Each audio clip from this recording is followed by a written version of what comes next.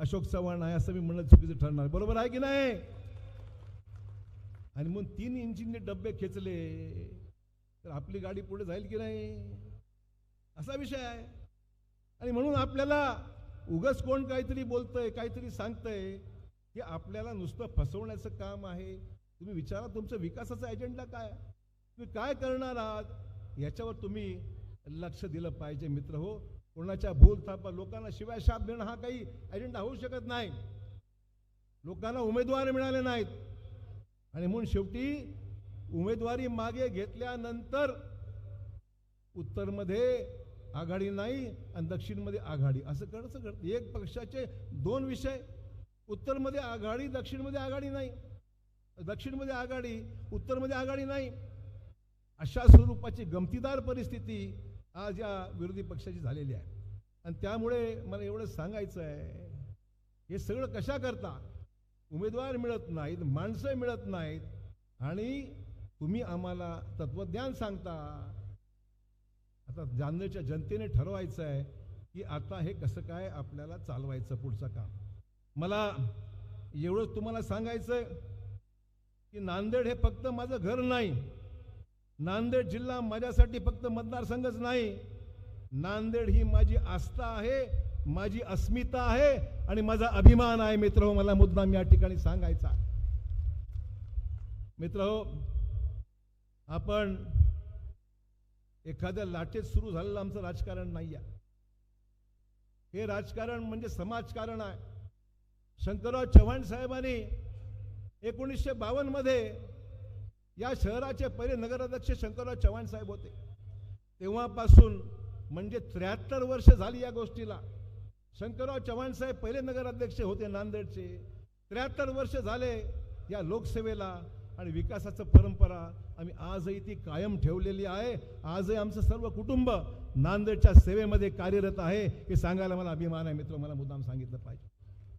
नांदेडवासियांनी नेहमी आम्हाला साथ दिली, प्रेम दिलं, सहकार्य दिलं. त्या ऋणातून कधी आमची उतराई आम्ही करू शकत नाही. एवढं प्रचंड प्रेम तुम्ही लोकांनी विश्वास व्यक्त, आज नाही 73 वर्ष शंकरराव चव्हाण साहेबांची कारकीर्द नगराध्यक्ष म्हणून सुरू झाली. त्याला 73 वर्ष पूर्ण होत असताना नांदेड वासियांचा विश्वास आम्ही संपादन केला, प्रेम संपादन केलं. त्याचा परिपाक आपण पाहतो की अशोक चव्हाण आज देवा भाऊंच्या बरोबर आम्ही खांद्याला खांदा लावून काम करत आहोत. मोदीजींचा आशीर्वाद आम्हाला मिळालेला आहे आणि या माध्यमातून, या सत्तेच्या माध्यमातून नांदेडचं भवितव्य आणि भविष्य घडवण्याकरता मित्र, मला एवढंच या निमित्ताने सांगायचं आहे की आम्ही तुमच्या ऋणातून कधी उतराई होता येणार नाही, एवढं प्रचंड प्रेम आपण सर्वांनी केलेलं आहे. मला मित्र एवढंच सांगायचं आहे, राजकारणामध्ये चढ उतार येत राहतात, चांगले वाईट दिवस येतात, पण आम्ही नांदेडचा विचार कधी सोडला नाही, नांदेडला कधी सोडलं नाही. दिवस कसेही असोत, सत्तेमध्ये असो नसोत, या सगळ्या गोष्टी मित्र हो आम्ही नांदेडवासियांच्यासाठी कधीही दूर झालेलो नाही. नांदेडवासियांचं आमचं नातं हे असं आहे, ये फेविकॉल का मजबूत जोड़ है, फेविकॉल कभी छूटता नहीं, वैसा हमारा नाता नांदेड से है. आणि त्यामुळे ये फेविकॉल का जोड़ है, ज्याच्या माध्यमातून नांदेडला आम्ही नांदेडचे नांदेडवासी आमच्या अशा प्रकारचं प्रेमाचं नातं हे या ठिकाणी मुद्दाम आपल्याला नमूद केलं पाहिजे. मित्रहो, आपण आमच्या बाजूने कौल द्याल, चव्हाण कुटुंबावर पुन्हा एकदा विश्वास व्यक्त कराल आणि आपण आमच्या मित्रपक्षातला एक त्यावेळेस ज्यावेळेस 16 तारखेला निकाल येईल, 16 तारखेला 15ला मतदान आपण भाजपला कराल, कमळावर कराल, यात शंका नाही मला. पण 16 तारखेला ज्यावेळेस निकाल येईल त्यावेळेस विरोधी पक्षातले नेते आमचे एक दुसऱ्याला विचारतील, भाई ये दीवार क्यों नहीं टूटती. आपण पाहिलं असेल, भाई ये दीवार क्यों नहीं टूटती.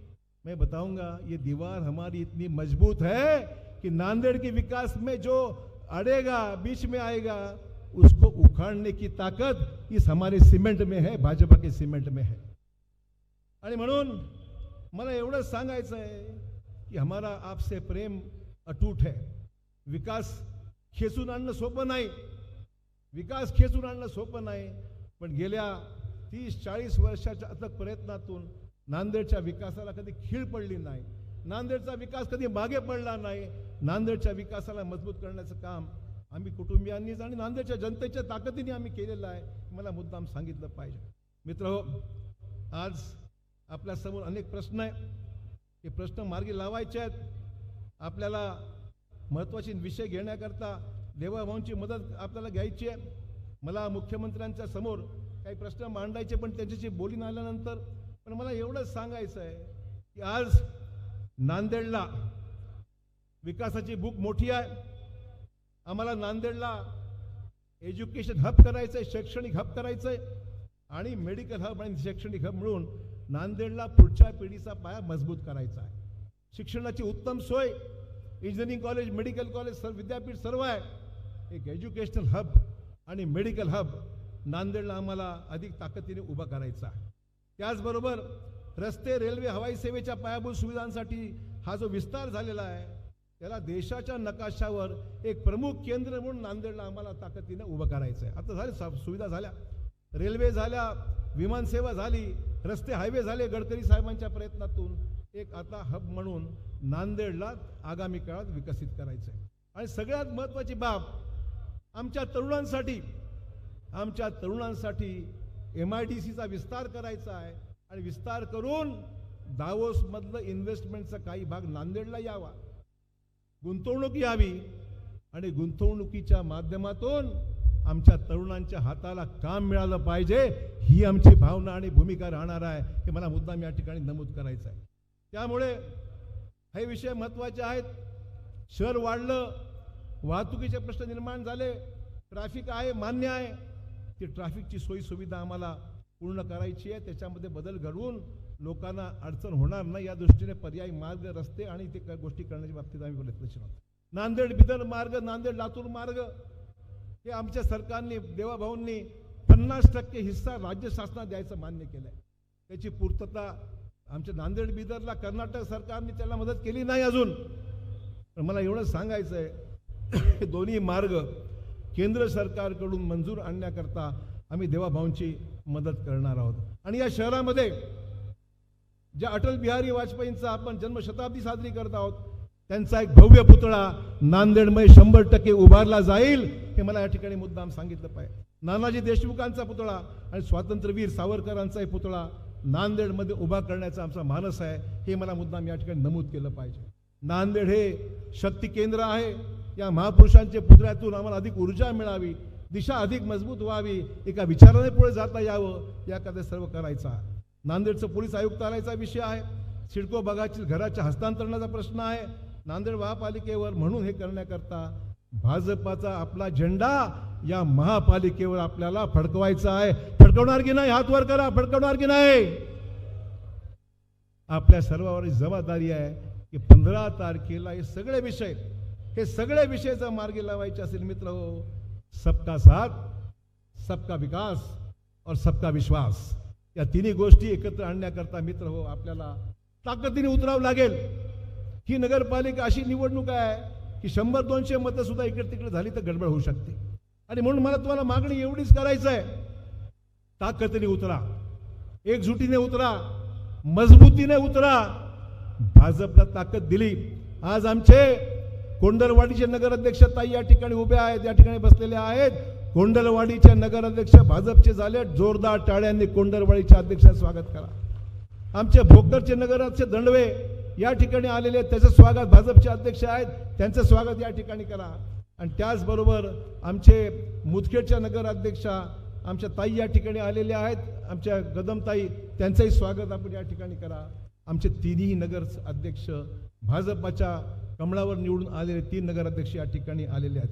त्यामुळे भाजपचा सर्व धर्म, पंथ, समाजाचा विश्वास भाजपवर आहे आणि विकासासाठी हे निश्चित नांदेड महापालिकेला भाजपला ताकद दिली तर मला खात्री आहे की आगामी काळातील स्वप्नांची पूर्तता करण्याकरता मित्र हो हे सगळे विषय आपल्याला निश्चित करायचे आहेत.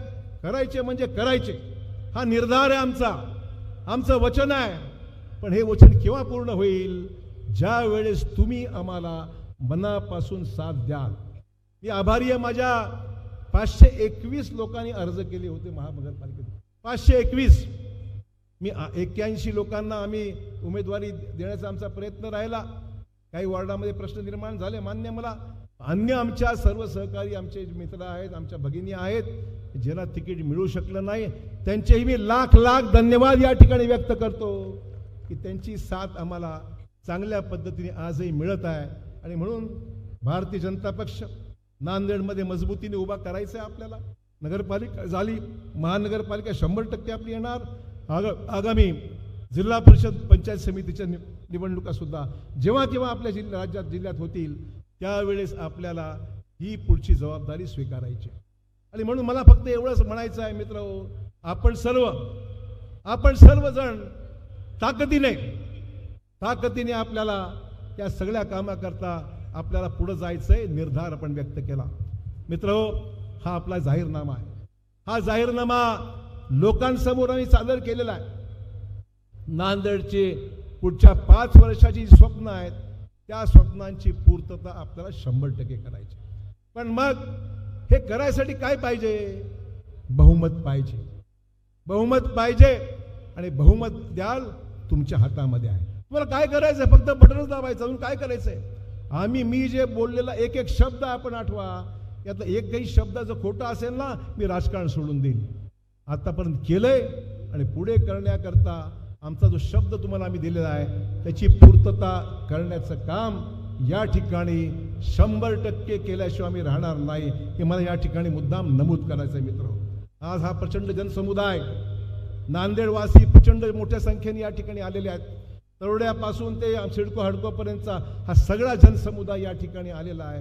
प्रत्येक प्रभागामध्ये चुरशीच्या लढती जरी असल्या तर मला खात्री आहे आपण मंडळी एकदा मैदानात उतरल्यानंतर आगे पीछे देखने वाले नहीं.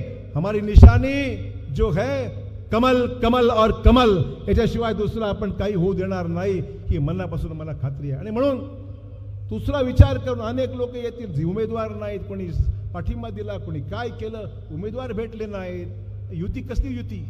दक्षिणमध्ये युती होते, उत्तरमध्ये युती होत नाही.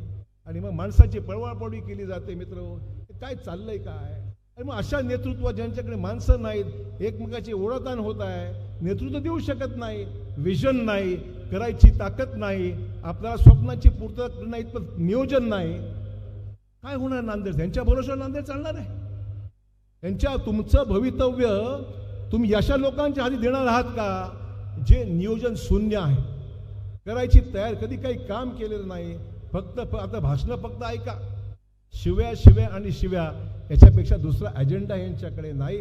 म्हणून मला एवढं सांगायचं मित्र, ही निवडणूक सहज घेऊ नका. सहज अशी आली, निवडणुका आली आणि गेल्या असा विषय नाही आहे.